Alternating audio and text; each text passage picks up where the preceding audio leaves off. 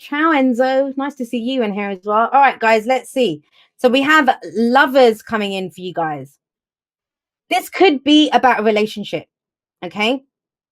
And so, yes, it could be, but it's the lovers, right? And I would say, yes, it's a head or heart decision, but the heart has already picked. And that's massive. For any sign, for your heart to have picked what you love, that's massive.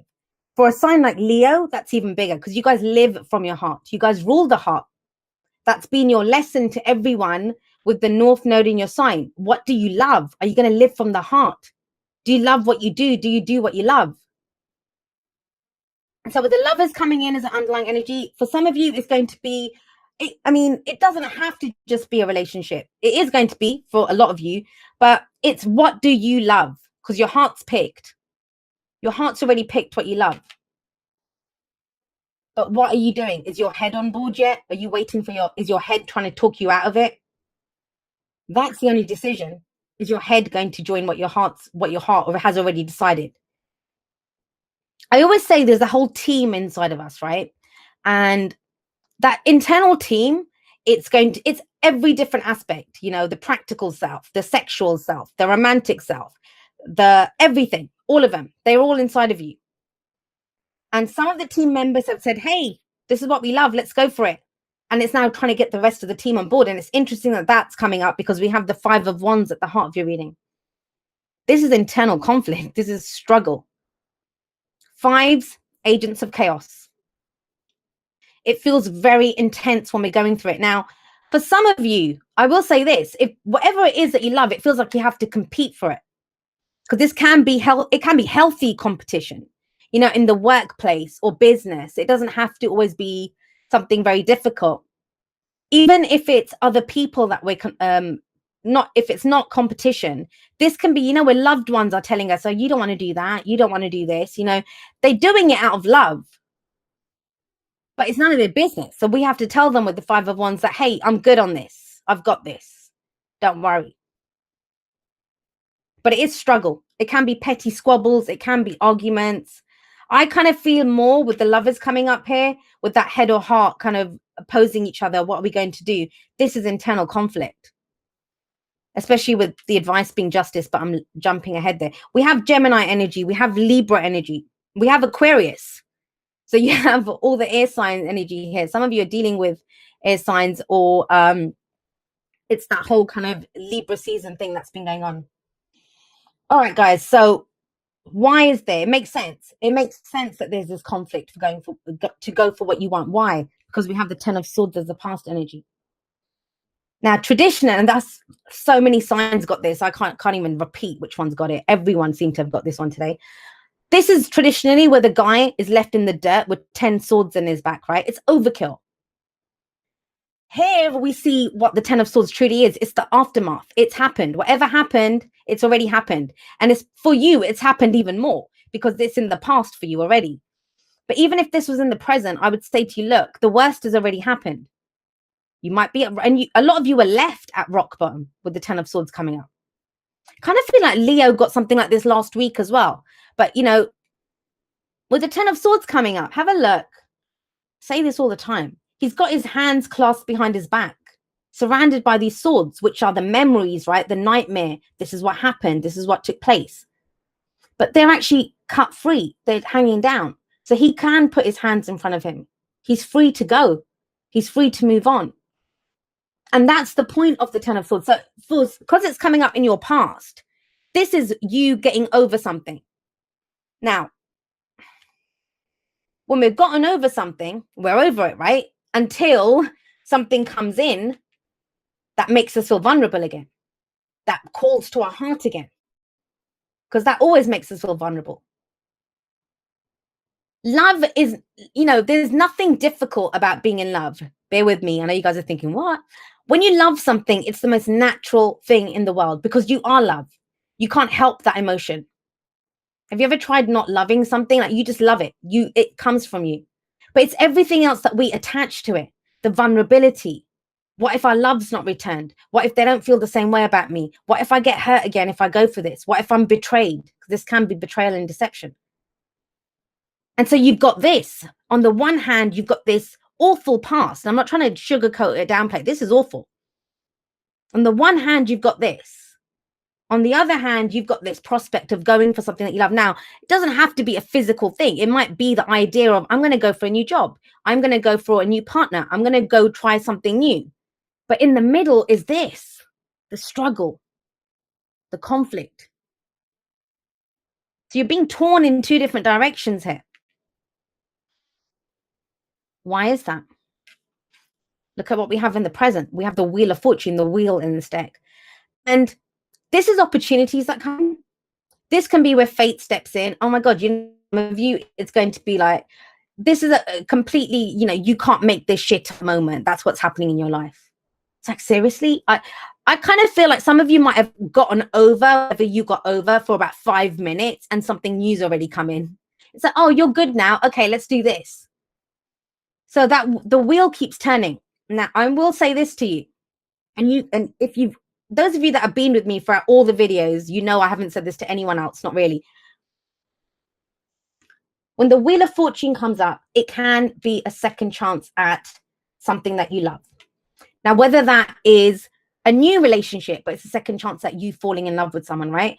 Or a new whatever your heart wants. But for some of you, it can be something that returns. That, please, if you've gone through something awful, don't think it's the evil ex or the evil whatever this was that's coming back. Because the wheel is the comp for Jupiter. I usually see it as a change in your luck. A change in luck from this is going to be something good, right? It's not going to be something that's the same. But that's the whole point of the Wheel of Fortune. Having gone through this, you're different. The reason that comes back round again, it's to give you a second chance at doing it differently. Maybe in the past you didn't go for what you loved. Maybe in the past, you know, you thought it was love, or, you know, it's always love when we think it's love, whatever, but it turned out wrong. But you can do it differently. That's what the Wheel of Fortune is telling you. It's a second chance at doing it differently. But that's your struggle right now. So opportunities come in, new beginnings come in with the Wheel of Fortune. We could have met someone and it reminds us of someone from the past. We could be in a situation, like a work situation. It's like, oh my God, is the same shit going to happen again? No. Beautiful energy here. Look, you have 6 cards here, Leo. 6. 4 of them are major arcana.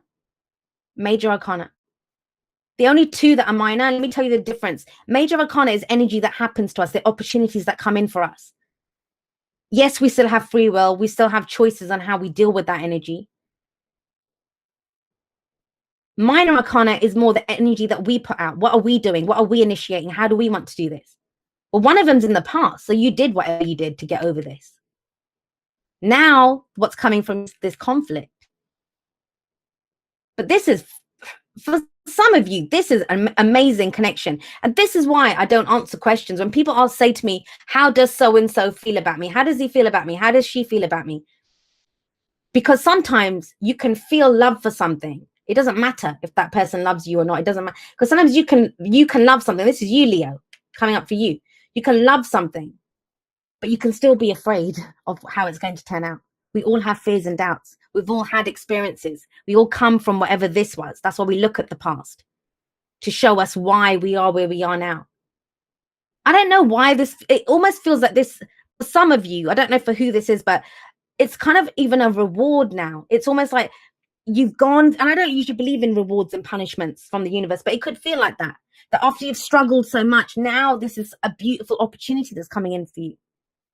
This is that payout. You know, you might have asked yourself a million times, why am I going through this? Why does this keep happening to me? That's why, because now that opportunity comes in.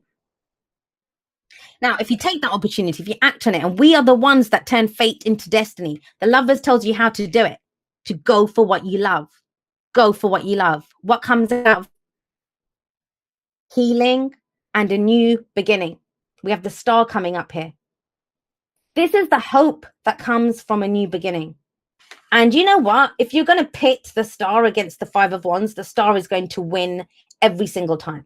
The Star is going to win every single time. It doesn't have to just be romance. Think about it. Some of you have been at work, competing, fighting for that role, trying to get the job done, you know, it's been like a dog eat dog kind of environment there. Now it's time. The Wheel of Fortune says it's time. Now's your time for your star to shine, for your star to rise. Now, with the star coming up, remember this. There are so many stars in the night sky. You pick the star that you want. You pick the star that you want. That is your guiding light.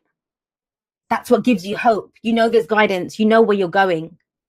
The downside of this, and that could be the conflict, is it's too good to be true. The star's too far away. It's never going to happen. It's going to take too much to reach it. That's this. And that's based off of this, what happened in the past. But look at what's coming in the bottom row. Wheel of Fortune, the star, and justice. Justice is your advice. Now, what does it say? Why is it saying justice as the advice? I'm not going to lie, guys. For some of you, there is someone coming back to apologize. I don't know what it is. It doesn't mean you have to be with them. It might be the closure that you need. That might be the internal conflict. You know, that whole kind of, I want to throat punch this person, but I also want to move on and get on with my life and go towards something new, right? I want a new beginning. I want that hope that comes from that. But justice can be, it's fairness, it's making amends, it can be apologies. I don't get it so much here, but usually it's seeing both sides of the story. Like somebody could come in and explain why this happened, why they had to do this. I didn't mean to hurt you. I didn't mean to do this. I didn't mean to give you the sack. I didn't mean to ditch you, whatever it is. But justice, yes, it's justice is done. It doesn't mean you have to condone anything. It doesn't mean you have to take anyone back. It doesn't mean any of that. I kind of get a sense with the Ten of Swords there that this is final, full closure for you to get healing out of this. But does it throw you? Hell yeah. Yeah, it throws you. 5 of Wands. Right. Let's get you some oracle cards.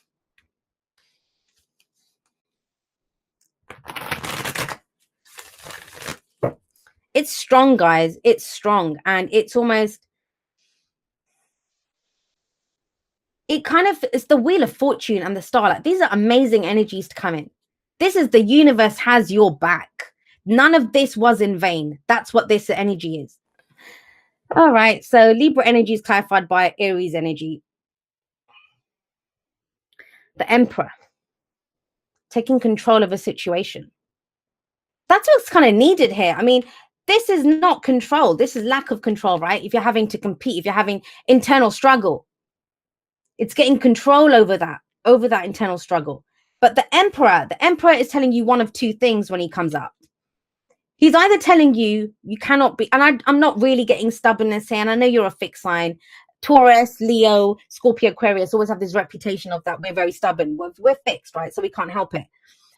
Yes, you know, it could be that. But the Emperor is saying, consider a different way. There's two bits of advice the Emperor card gives us. One is to take control of a situation, because the Emperor, he's in charge. He makes all the decisions. The other energy is, look, he's so used to doing things his own way that he may not consider a different way of doing something. Consider that. The star is a new beginning. It may be a new star that you're following. But that's just it. The opportunity comes in here with the Wheel of Fortune. But opportunities, they're just doorways. We get to do what we do with them. We have to walk through them. We turn that fate into destiny by our actions, by our choices.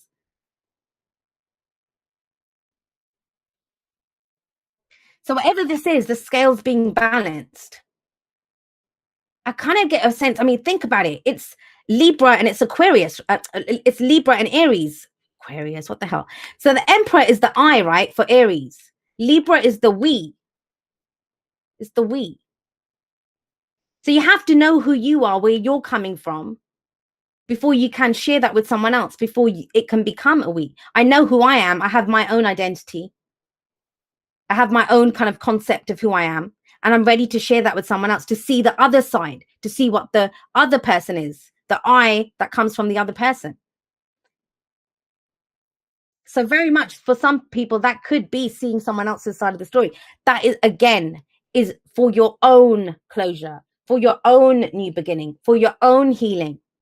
And you don't even have to do that with that person. We can do that through therapy. We could do that through meditation. We can do that through epiphanies that we have.